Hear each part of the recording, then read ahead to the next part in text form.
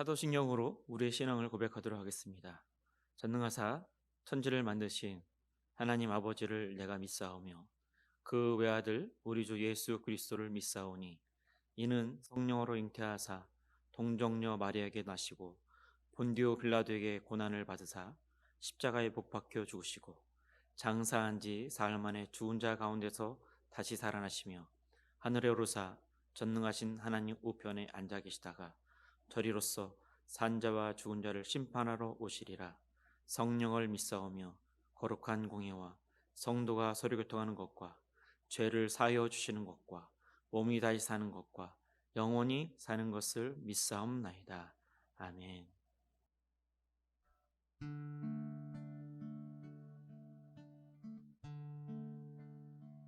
그 크신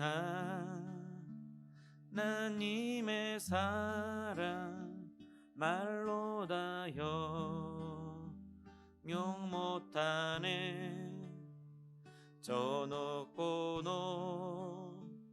높은 별을 넘어 이 낮고 낮은 땅 위에 죄범한 영혼 구하려 그 아들 보내사 화목제로 삼으시고 죄 용서하셨네.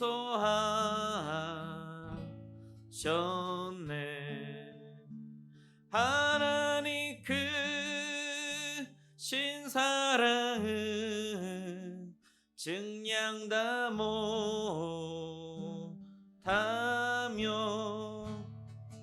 영원히 변치 않는 사랑 성도여 찬양하세. 괴로운 시절 지나가고 땅 위에 영화쇠할 때 주 믿지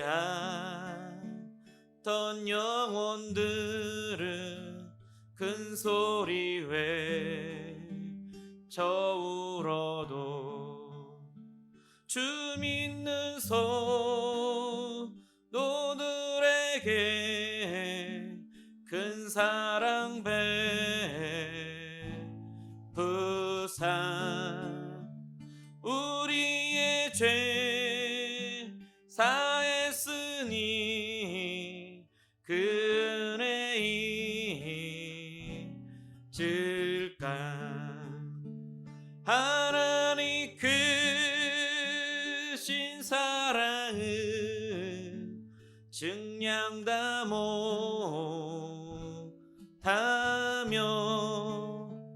영원히 변치 않는 사랑 성도여 찬양하세. 하늘을 두루마리 삼고 바다를 물 삼아도 한없는 하나님의 사랑 다 기록할 수 없겠네. 하나님의 크신 사랑 그 어찌 닿았을까.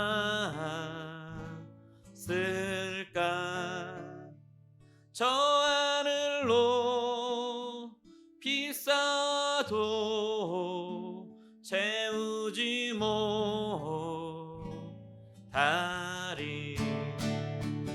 하나님 크신 사랑은 증량 다 못하며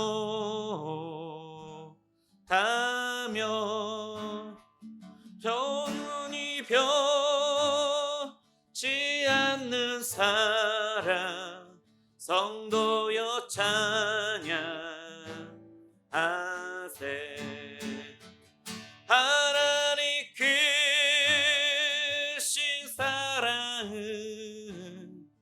증량담호하며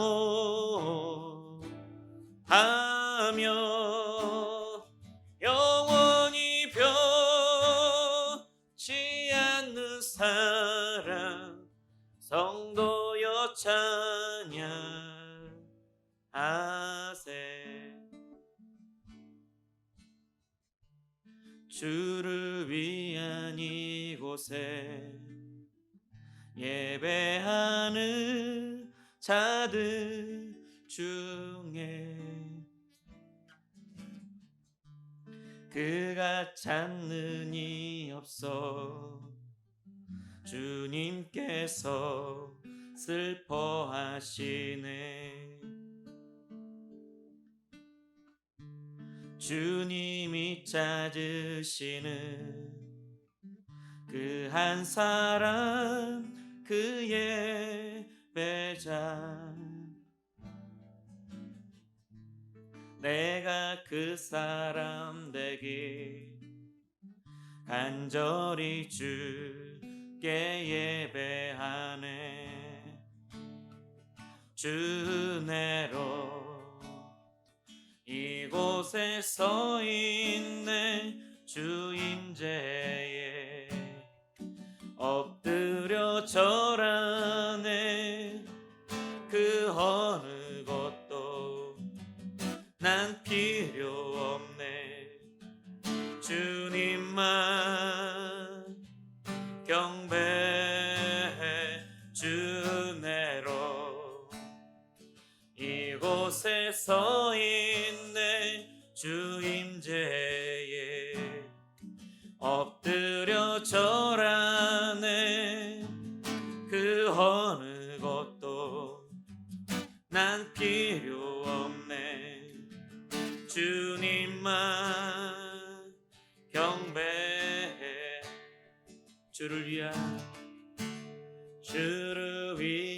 이곳에 예배하는 자들 중에 그가 찾는 이 없어 주님께서 슬퍼하시네. 주님이 찾으시는 그 한 사람 그 예배자, 내가 그 사람 되기 간절히 주께 예배하네. 주 내로 이곳에 서 있네. 주 임재에 엎드려 절하네. 그 어느 것도 난 필요 없네. 주님만 경배해. 주 내로 이곳에 서 있네. 주 임재에 엎드려 절하네. 그 어느 것도 난 필요 없네. 주님만 경배해. 하나님, 이 시간 코로나19 바이러스로 인하여 한자리에 모여 하나님께 예배를 드리지 못하는 상황이지만 우리 세강교회 새벽예술 청년들이 있는 각자의 처소에서 하나님께 예배를 드립니다. 이 시간 바알과 아세라에게 무릎 꿇지 않았던 7,000명이 오늘 우리 새벽예술 청년들 한 명 한 명이 다 되게 하여 주시옵소서. 무엇보다 오늘 우리의 현실적인 상황과 환경 속에서 하나님이 찾으시는 그 예배자가 되길 소원합니다. 이 시간 우리에게 주어지는 말씀을 통하여서 하나님께 신령과 진정으로 나아가는 예배자가 되게 해달라고 우리 다 같이 기도하겠습니다.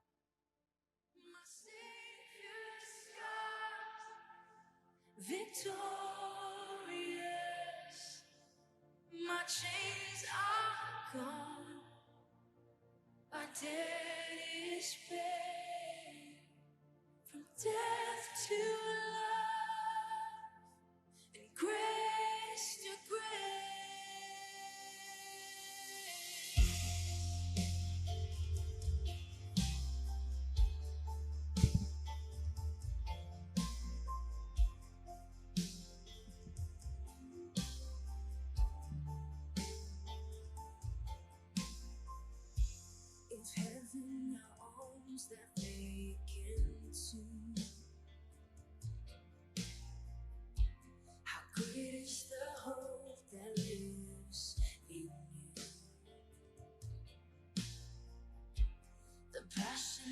soar through hell like ghosts.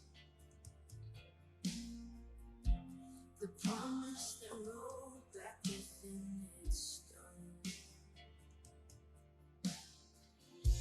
If freedom is worth the life you raised, where is my sin? Where is my shame? 오늘 말씀은 출애굽기 10장 1절부터 11절까지의 말씀입니다. 구약성경 96페이지입니다. 구약성경 96페이지 출애굽기 10장 1절부터 11절까지의 말씀입니다. 제가 봉독하도록 하겠습니다. 여호와께서 모세에게 이르시되 바로에게로 들어가라. 내가 그의 마음과 그의 신하들의 마음을 완강하게 하면 나의 표징을 그들 중에 보이기 위함이며 내가 애굽에서 행한 일들 곧 내가 그들 가운데에서 행한 표징을 내 아들과 내 자손의 귀에 전하기 위함이라. 너희는 내가 여호와인 줄 알리라. 모세와 아론이 바로에게 들어가서 그에게 이르되 히브리 사람의 하나님 여호와께서 말씀하시기를 내가 어느 때까지 내 앞에 겸비하지 아니하겠느냐. 내 백성을 보내라. 그들이 나를 섬길 것이라. 내가 만일 내 백성 보내기를 거절하면 내일 내가 메뚜기를 내 경내에 들어가게 하리니 메뚜기가 지면을 덮어서 사람이 땅을 볼 수 없을 것이라. 메뚜기가 내게 남은 그것 곧 우박을 면하고 남은 것을 먹으며 너희를 위하여 들에서 자라나는 모든 나무를 먹을 것이며 또 내 집들과 내 모든 신하의 집들과 모든 애굽 사람의 집들에 가득하리니 이는 내 아버지와 내 조상이 이 땅에 있었던 그날로부터 오늘까지 보지 못하였던 것이리라 하셨다 하고 돌이켜 바로에게서 나오니 바로의 신하들이 그에게 말하되 어느 때까지 이 사람이 우리의 함정이 되리이까. 그 사람들을 보내어 그들의 하나님 여호와를 섬기게 하소서. 왕은 아직도 애굽이 망한 줄을 알지 못하시나이까 하고 모세와 아론을 바로에게로 다시 데려오니 바로가 그들에게 이르되 가서 너희의 하나님 여호와를 섬기라.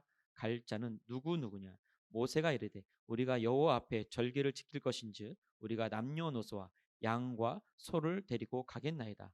바로가 그들에게 이르되 내가 너희와 너희의 어린 아이들을 보내면 여호와가 너희와 함께함과 같으니라. 보라 그것이 너에게는 나쁜 것이니라. 그렇게 하지 말고 너희 장정만 가서 여호와를 섬기라. 이것이 너희가 구하는 바니라. 이에 그들이 바로 앞에서 쫓겨나니라. 아멘. 하나님의 사랑 권액 가운데 우리 세관교회 새벽예술 청년들 모두 한 주간 평안했으리라 믿습니다. 요즘 신종 코로나19 바이러스가 전국적으로 확산되어가는 상황입니다. 이러한 상황 속에서 우리에게 가장 중요한 것은 우리의 청결을 잘 지키며 바이러스에 안 걸리는 것도 분명 중요합니다.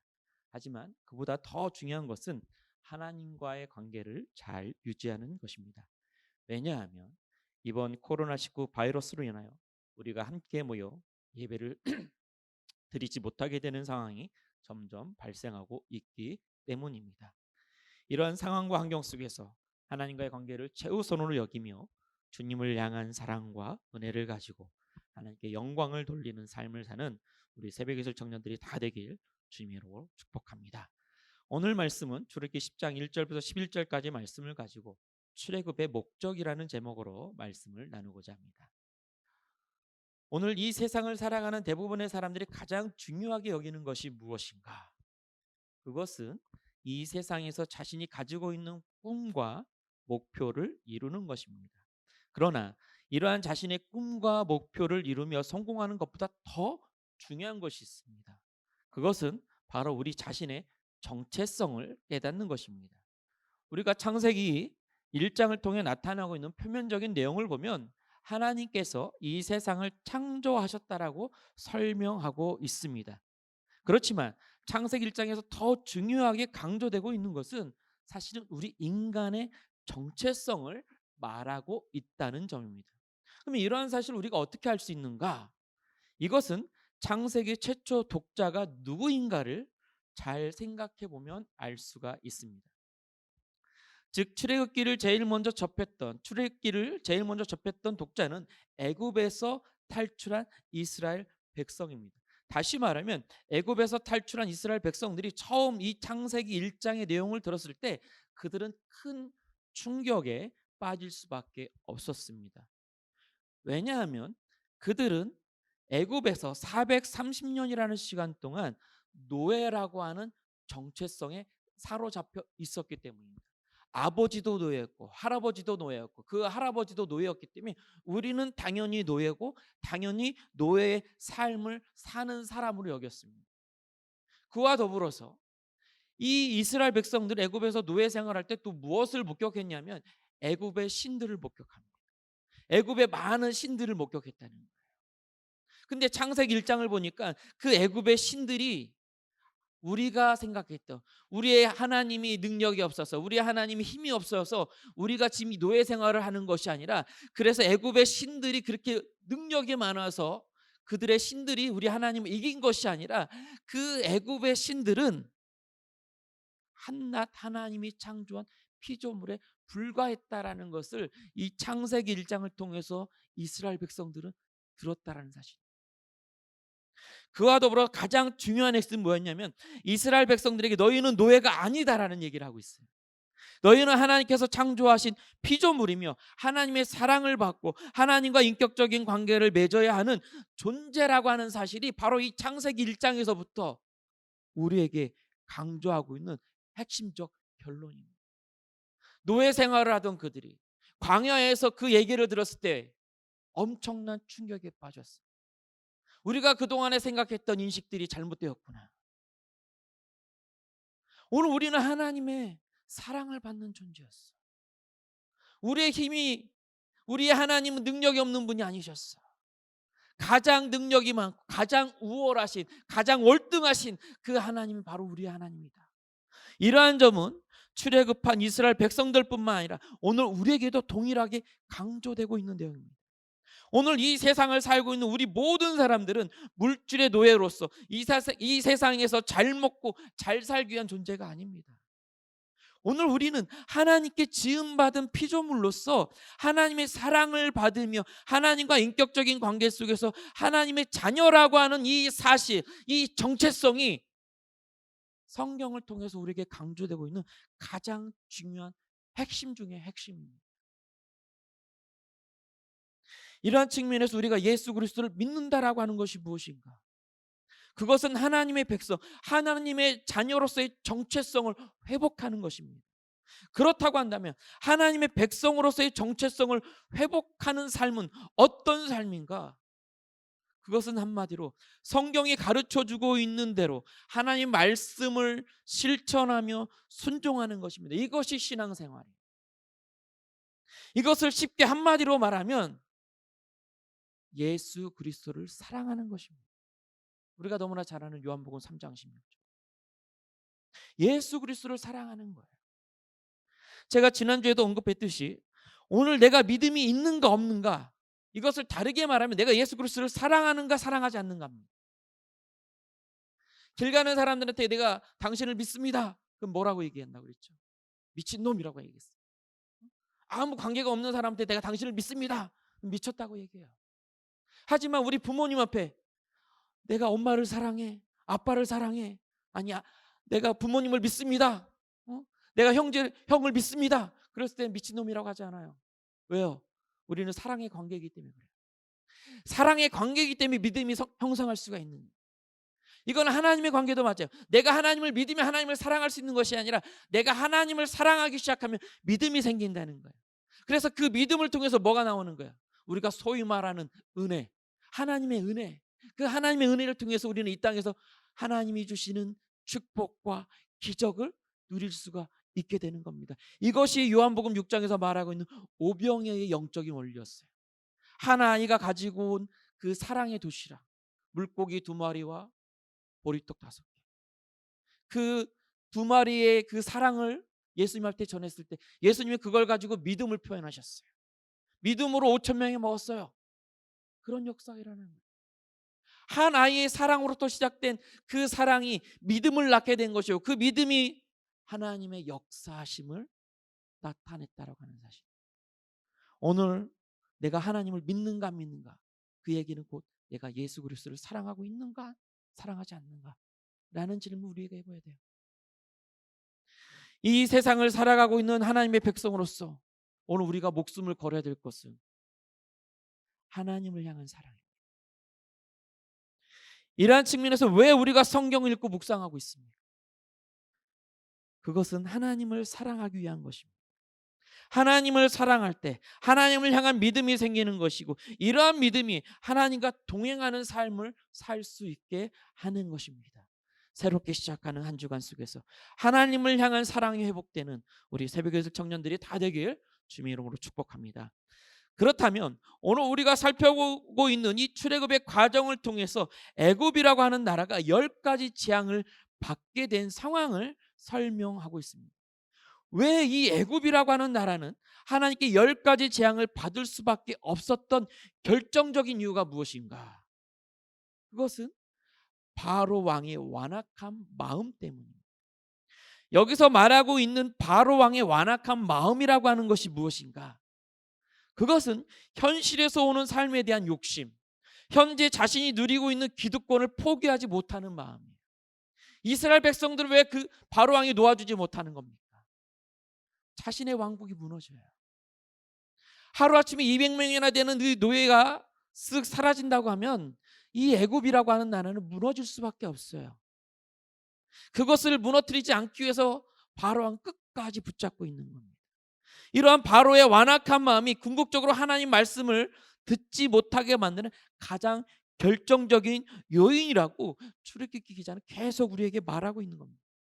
그런데 이러한 바로의 완악한 모습이 오늘 이 시대를 살고 있는 우리 자신의 모습이라는 거예요. 오늘 우리도 이 세상에서 우리 자신이 목표로 삼고 있는 것을 성취하며 나름대로 자신이 추구하고 있는 성공을 이루기 위해서 열심히 달려가고 있어요.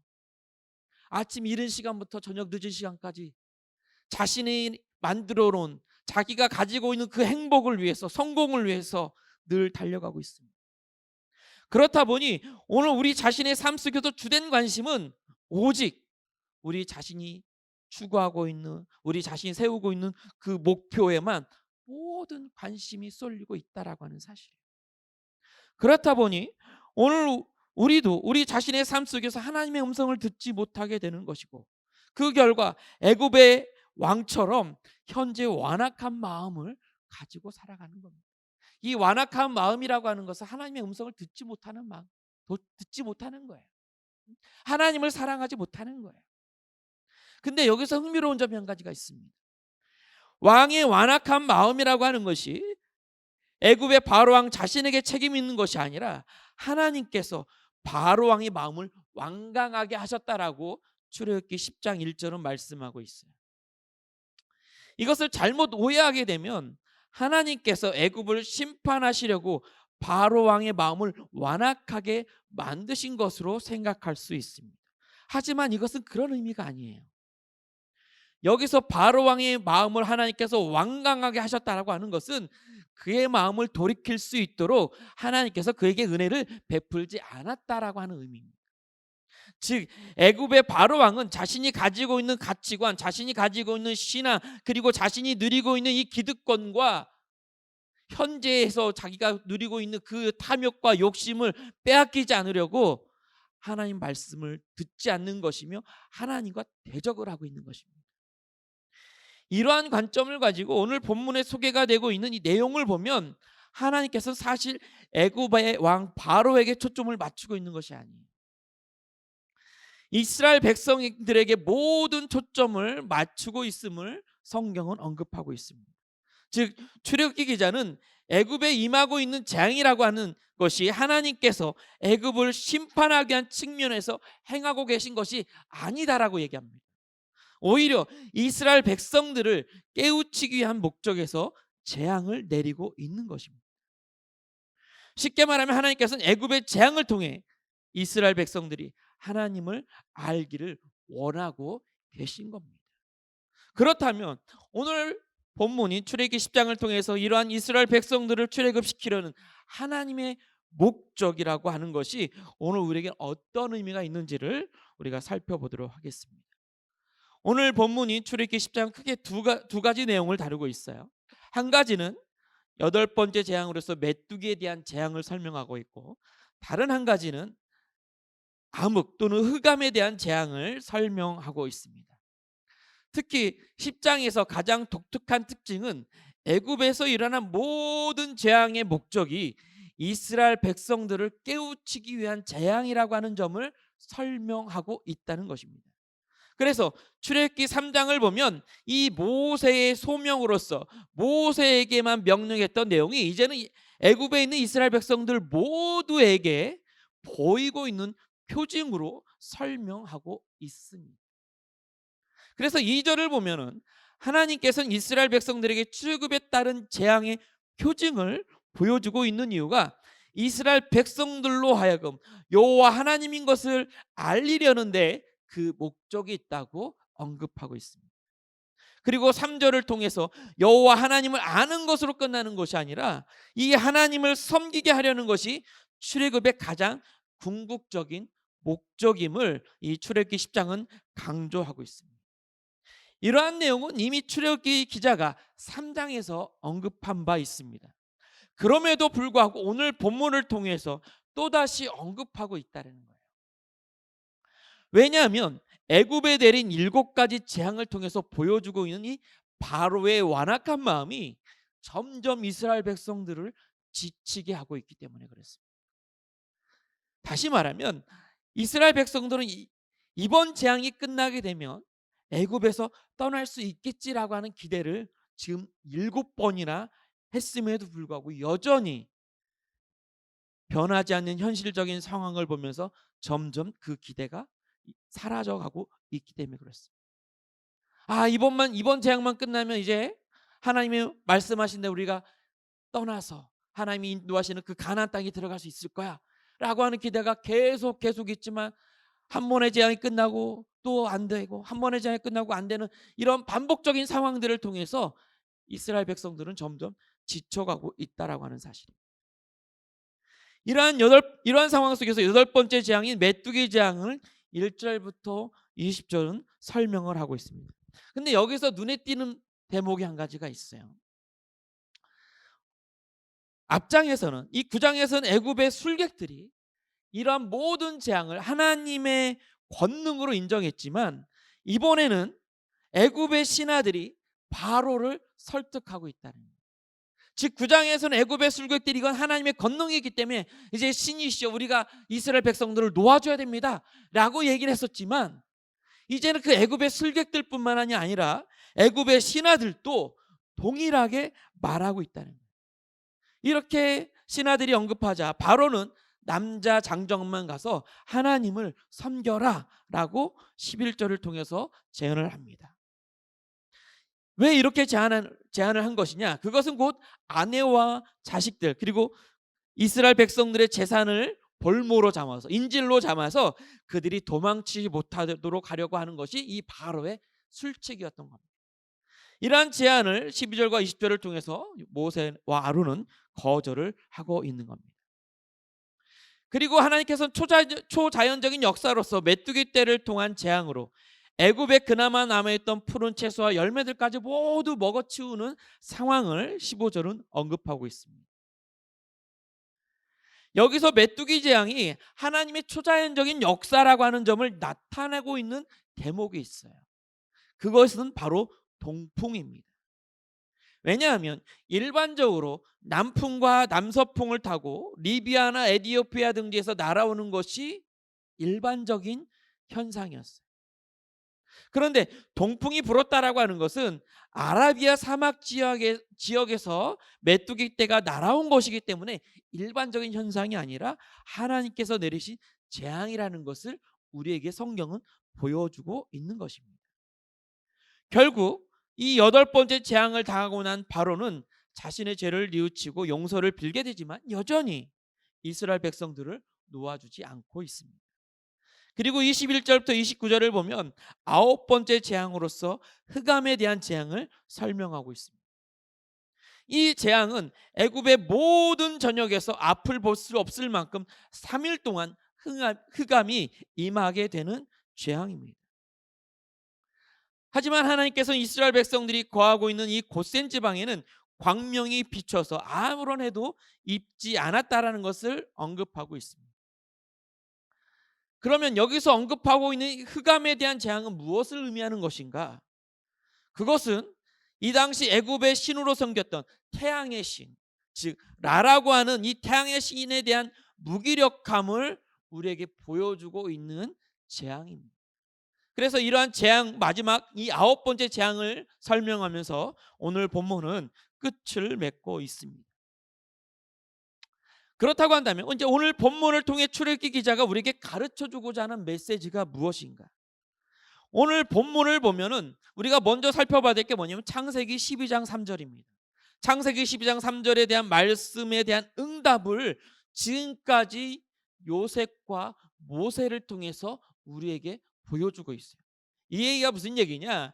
창세기 12장 3절에 보면은 이런 말씀이 있습니다. 하나님께서 아브라함에게 너를 축복하는 자에게 내가 복을 내리고 너를 저주하는 자에게는 내가 저주하리니 땅의 모든 족속이 너를 인하여 복을 얻을 것이니라 하신지라. 자, 이 말은 창세기 50장, 창세기 후반부에 보면 이 요셉을 통해서 정확하게 나타나고 있어요. 다시 말하면 이스라엘 백성들이 애굽에서 생활하던 과정을 잘 생각을 해보세요. 요셉이 애굽의 국무총리가 되었을 때 애굽 왕 바로는 요셉을 축복하게 됩니다. 그 결과 열방과 애굽은 기근과 가뭄으로부터 하나님의 크고 놀라운 축복을 받게 됩니다. 하지만 출애굽기 1장에서부터 언급되고 있는 내용을 보면 애굽 사람들은 이스라엘 백성들을 두려움과 경계의 대상으로 바라보기 시작합니다. 그 결과 애굽 사람들은 이스라엘 백성들에게 고통을 가하게 되고 고난을 주기 시작하면서 애굽 역시도 재앙을 당하고 있는 것입니다. 이러한 관점을 가지고 이 애굽의 10가지 재앙 속에서 지속적으로 언급되고 있는 것이 있습니다. 그것은 바로의 완악한 마음입니다. 바로의 완악한 심령에 대한 하나님께서 악을 그대로 방치해 두고 계신다라는 것을 우리에게 보여주고 있어요. 지난 시간에도 언급했지만 하나님께서는 죄인이 악에서 돌이켜 회개하기를 원하고 계십니다. 하지만 지속적으로 악에서 돌이키지 않고 끝까지 죄의 길에 서 있게 된다면 하나님께서는 그대로 죄 가운데 방치한다는 것을 이 애굽의 왕 바로를 통해서 우리에게 보여주고 있어요.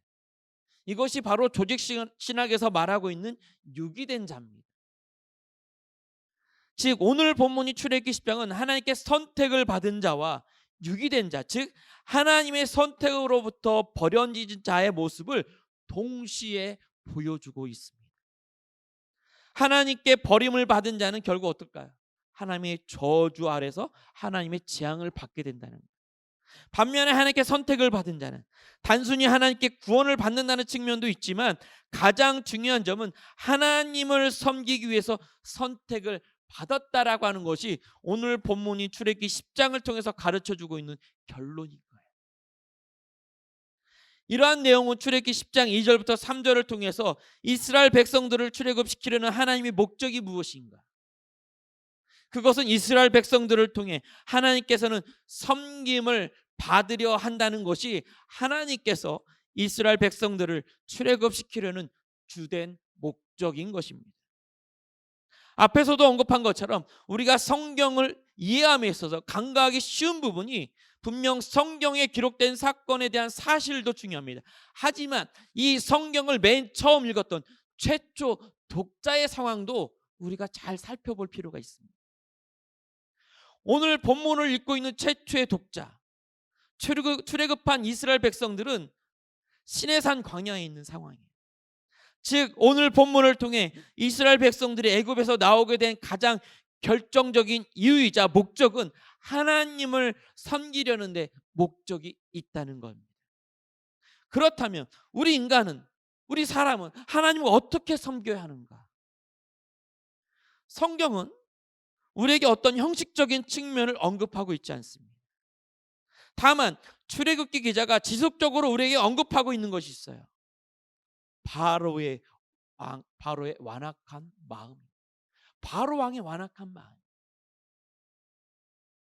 즉 하나님께서는 이스라엘 백성들이 온전한 마음을 다하여 신령과 진정으로 하나님을 섬겨야 한다는 것이 오늘 본문이 우리에게 가르쳐주고 있는 결론이에요. 이것은 오늘 이 시대를 살고 있는 우리에게도 동일합니다. 오늘 우리의 신앙생활이라고 하는 것이 단순히 교회에 출석을 하고 예배 자리에 참석만 하면 모든 것이 다 끝나는 것이 아닙니다. 무엇보다 하나님께 예배를 드린다고 함에 있어서 가장 중요한 핵심은 우리 자신의 마음을 온전히 하나님께 드리면서 섬겨야 하는 것입니다.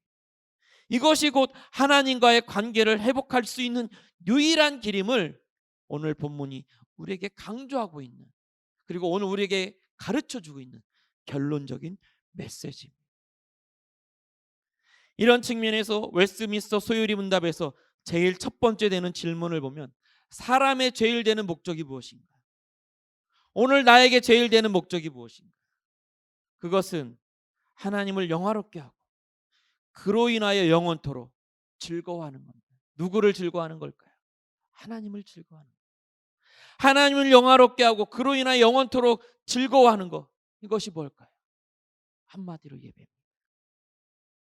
오늘 우리가 이 세상에 존재하는 이유는 하나님께 예배를 드림으로써 하나님을 섬기며 하나님께 영광을 돌리기 위해서 오늘 우리가 이 세상에 존재하고 있는 것입니다. 다시 말하면 우리가 그토록 이 세상에서 바라는 목표로서 우리 각자가 꿈꾸고 있는 성공과 형통을 이루길 원한다면 제일 먼저 우리가 해야 되는 것은 하나님과의 관계를 회복하는 거예요. 이 땅에서 아무리 많은 사람들과 인간관계가 좋다고 할지라도 하나님과의 관계가 나쁘면 우리는 실패할 수밖에 없어요.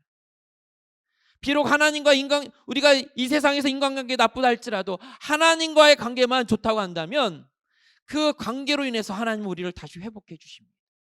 그 회복의 자리가 어디냐? 바로 예배. 이 예배에서부터 하나님과의 관계는 출발하는 거예요. 예배가 회복이 되면 우리 인간의 모든 불행 끝 행복 시작입니다. 오늘 예배가 회복이 돼야 돼요. 오늘 내 삶 속에서 하나님이 찾으시는 그 예배자가 되어야 됩니다. 예배가 회복이 될 때 오늘 우리의 삶은 하나님께 영광 속에서 그 즐거움 가운데 살아가는 주님의 백성이 될 줄 믿습니다. 비록 오늘 우리가 함께 모여 예배를 드릴 수 있는 상황은 아니지만 우리 각자의 처소에서 신령과 진정으로 드리는 예배자, 하나님이 찾으시는 그 예배자가 되어서 하나님과의 관계를 회복하고 이 땅에서 하나님께 귀하게 쓰임받는 우리 새벽에 있을 청년들이 다 되길 주님의 이름으로 축복합니다. 기도하겠습니다. 하나님 감사합니다. 이 시간 코로나19 바이러스로 인하여 많은 염려와 근심과 걱정이 앞서는 이러한 때 하나님을 사랑하는 마음으로 우리 각자의 자리에서 하나님께 예배로 영광을 돌립니다. 이 시간 우리가 드린 예배를 하나님께서 기쁘게 받아 주시옵소서. 오늘 이 시대를 살아가는 우리에게 있어서 가장 중요한 것은 하나님과의 관계입니다.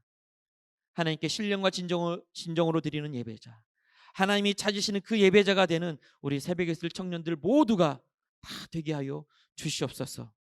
그래서 우리의 현실적인 문제로 인하여 우리의 마음이 세상을 동경하며 세상을 향해 달려가는 것이 아니라 오직 하나님만을 바라보고 오직 하나님만을 사랑하며 오로지 하나님과 동행하는 삶을 이 땅에서 살게 하여 주시옵소서. 그래서 현재 이 어려운 시기를 하나님을 향한 사랑과 믿음을 가지고 잘 이겨갈 수 있도록 도와주시옵소서. 이제는 우리 구주 예수 그리스도의 은혜와 하나님 아버지의 무한하신 사랑하심과 성령 하나님의 감화 감동하심과 내주 교통하심이 하나님께 우리의 마음을 다해 예배를 드림으로써 하나님과의 관계를 회복하고 하나님께서 찾으시는 참된 예배자가 되기를 간절히 소망하는 우리 새감께 모든 새벽에 있을 청년들의 삶과 가정과 직장과 학교 위에, 그리고 우리 간사님들의 삶과 가정과 직장 위에 하나님의 그 크신 사랑과 은혜와 축복이 이제로부터 영원토록 함께 계실지어다. 아멘.